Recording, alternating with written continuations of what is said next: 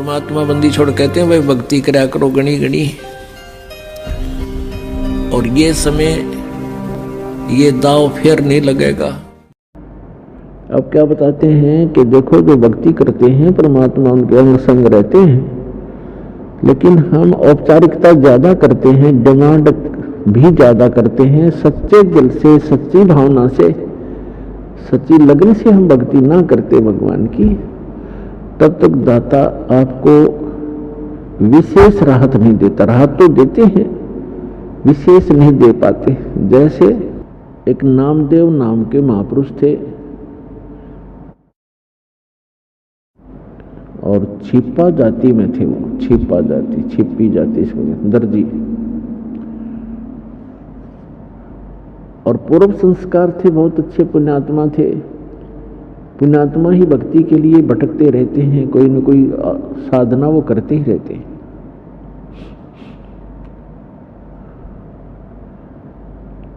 पुण्यात्माओं जैसे नामदेव जी के माता पिता विट्ठल भगवान के पुजारी थे और पत्थर की मूर्ति बना रखी थी। जैसा भी कर्मकांड उनको बताया था वो एक औपचारिकता प्रतिदिन करते थे नियमित, कि प्रतिदिन सबसे पहले दूध निकाल कर गायों का भगवान विट्ठल की मूर्ति के सामने रखते थे, पर्दा लगा देते थे, और कुछ देर के बाद उसको उठा करके अपने सारे दूध में मिला करके अन्य भोजन में प्रसाद बनाकर वो खा लेते थे। एक दिन माता पिता को किसी कामवश एक हफ्ते के लिए बाहर जाना पड़ गया। नामदेव बालक ही था, 10-12 वर्ष का लड़का था। तो उन्होंने कहा कि बेटा आप घर पे रहना, भगवान विट्ठल को सुबह सुबह दूध का भोग लगाना भगवान को, और पीछे भोजन करना बेटा। भगवान को भोग लगाए बगैर भोग आपने भोजन नहीं करना है, ऐसे याद रखना। अच्छा माता पिता चले गए। सुबह स्नान करके नामदेव जी ने कटोरा दूध का भर के भगवान विट्ठल की पत्थर की मूर्ति के सामने रख दिया और करबद्ध खड़े हो गए कि भगवान विट्ठल भगवान भोग लगाओ, विट्ठल भगवान भोग लगाओ। अब उसको पूरे प्रोसेस का पता नहीं था कि कुछ देर में उठा करके माता पिता डाल लेते हैं अपने अन्य भोजन में।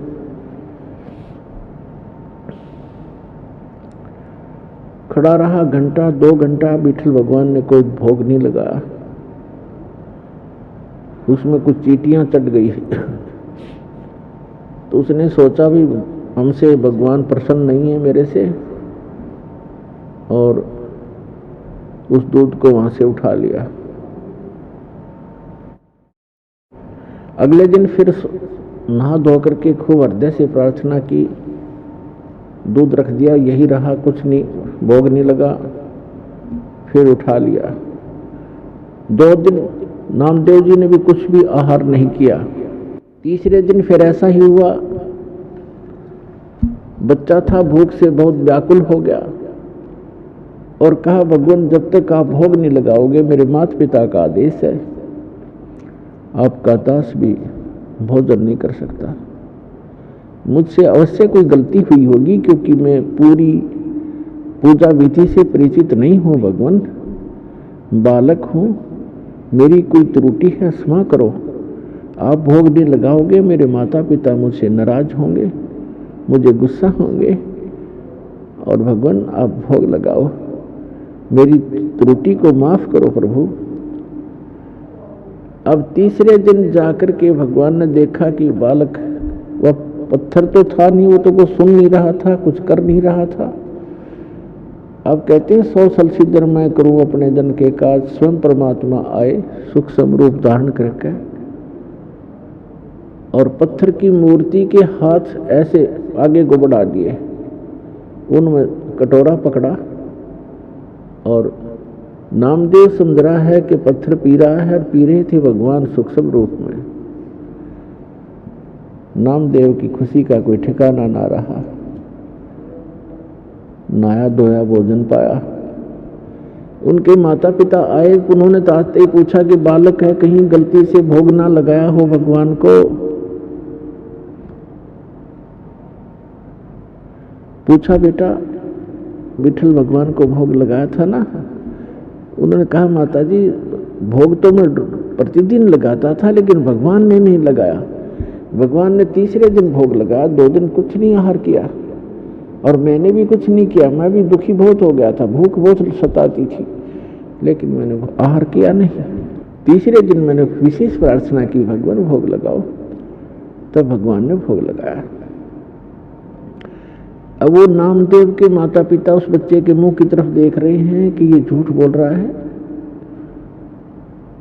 ये कह रहा है कि तीसरे दिन भगवान ने दूध पी लिया, बट विठल भगवान की मूर्ति ने, उन्होंने सोचा ये झूठ बोल रहा है, इसने भोग भाग नहीं लगाया और हमसे डरता कह रहा है। लेकिन बच्चे के आव भाव से लग रहा था कि झूठ नहीं बोल रहा। तो उन्होंने पूछा बेटा सचमुच भगवान ने दूध पी लिया? तीसरे दिन पिया माँ। पिताजी तीसरे दिन पिया। अच्छा कैसे? हमारे सामने पिला के दिखा।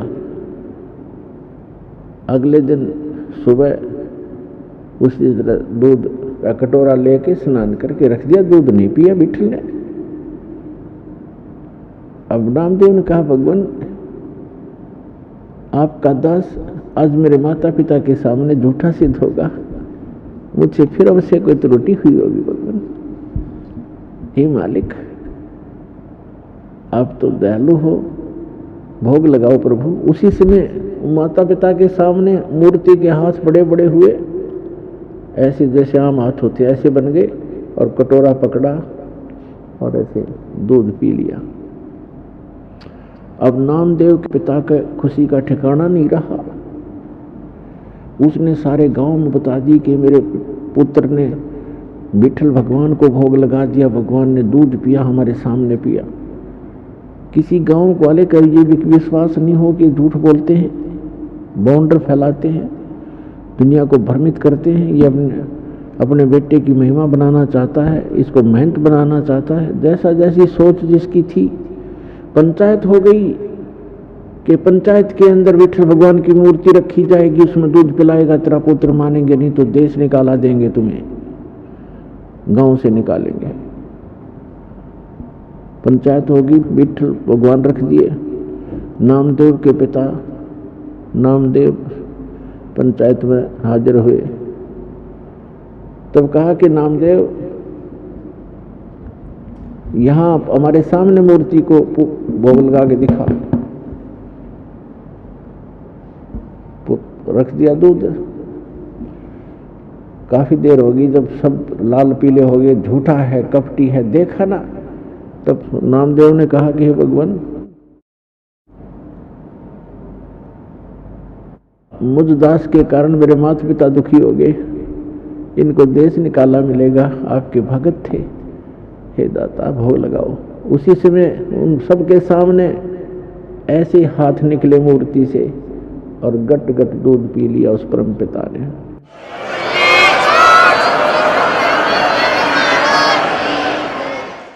तो पुण्यात्माओं, ये न तो मूर्ति पी रही थी, भगवान ने जो कुछ किया कबीर भगवान ने किया, और उस अपनी प्यारी आत्मा नामदेव के लिए किया, क्योंकि पूर्व जन्म का भक्त था। अब वर्तमान में ऐसी लीलाएं भी नामदेव के द्वारा हो गई थी, बहुत महिमा के पात्र भी बन गए थे, लेकिन मोक्ष नामदेव जी का नहीं था। और भी बहुत सी, एक बार क्या बताते हैं, पहले झोंपड़ियां होती थी, सब जगह ही झोंपड़ी डाला करते थे, और वर्षा के सीजन से पहले उनको रिपेयर किया करते थे। हट के रूप को, झोंपड़ी की छत को रिपेयर करते थे, सही नई छान डालते थे उसके ऊपर, घास फूस की बना करके। नामदेव की मां ने कहा कि बेटा वर्षा का मौसम आने वाला है, उससे पहले आप अपनी झोंपड़ी की रिपेयर कर लो, इस पर छान डाल दो। जंगल से घास फूस काट के लाना होता था। नामदेव घास फूस काटने के लिए चला, कवाड़ी वगैरह साथ लिया जो काट के लाना था पेड़ों से। रास्ते में सत्संग हो रहा था, सत्संग में बैठ गया, सारा दिन मस्त रहा, फिर सेवा में लग गया। शाम हो गई, वो जो उद्देश्य था घास फूस लेने गया था वो नहीं ला सका, खाली हाथ आ गया। माँ ने पूछा बेटा क्या बात रही, आज घास नहीं लाई? कि माँ कल लाऊंगा, आज मैं सत्संग में चला गया। वो 4 दिन का सत्संग था, उसने अगले दिन भी वैसे ही, उससे अगले दिन भी ऐसे ही। अब तीसरे दिन जब उसने सोचा कि आज माँ बहुत नाराज हो जाएगी, पिताजी भी गुस्सा होंगे, सत्संग में जल्दी समापन हो गया, शाम थोड़ा सा समय रह गया, तो उसने सोचा जल्दी जल्दी कुछ घास फूस काट ही ले चलता हूँ, ना घर वाले नाराज होंगे, तो रोज सत्संग में जाता है कुछ करता है नहीं। तो जल्दी जल्दी वो लगा काटने, और पैर में कुहाड़ी लग गई। जल्दी जल्दी में बौखला सी रहा था बेचारा, पैर में कुहाड़ी लग गई और पकड़ कर पैर बैठ गया। फूस जिसा काटा था वो भी नहीं ला सका। तो एक व्यक्ति आया, उसने उसके पट्टी बांधी, दवाई कुछ ऐसे घास फूस नचोड़ के उसके जख्म पर पट्टी बांध दी, बेटा हो जाएगा ठीक, कोई बात नहीं। अब नामदेव धीरे धीरे आ रहा है, तो उसको बहाना मिल गया कि आज माँ को कह दूंगा मेरे पैर के चोट लगी, कुहाड़ी लगी, इसलिए मैं कुछ नहीं ला सका, कल लाऊंगा, फिर ठीक हो जाऊंगा तब लाऊंगा। अब ठीक होने में टाइम लगना था, वर्षा आने वाली थी। तो क्या किया परमात्मा ने, नामदेव का रूप बनाया, उधर से एक कारीगर का रूप बनाया, आप ही डबल रोल किया, और वहां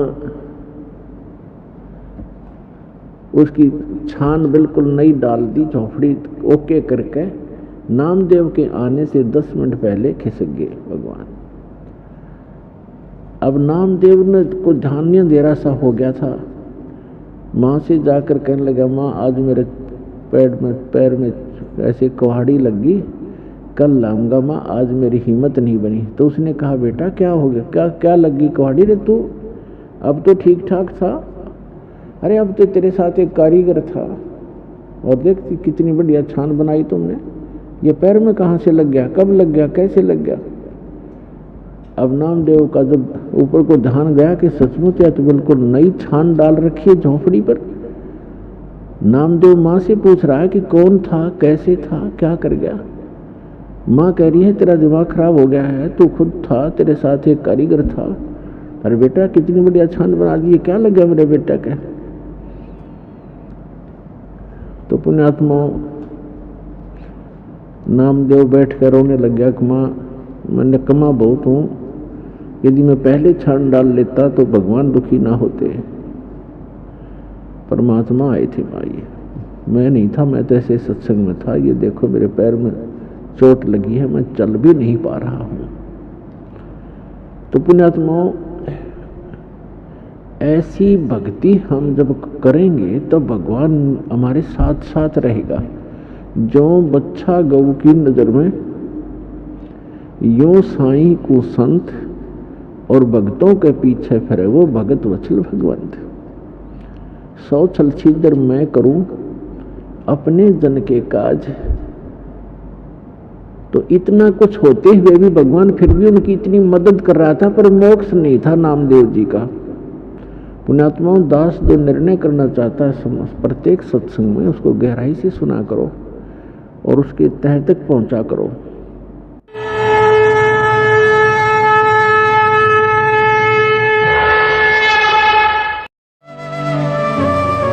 वीडियो बारे अपनी राय कॉमेंट सेक्शन विच सानू दसो अते अपने मित्रों नाल ए वीडियो शेयर करना ना भूलियो।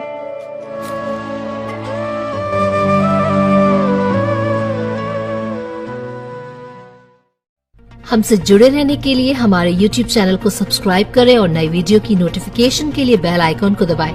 अगर आप ये वीडियो Facebook पर देख रहे हैं तो लाइक जरूर करें और ज्यादा से ज्यादा शेयर करें। धन्यवाद।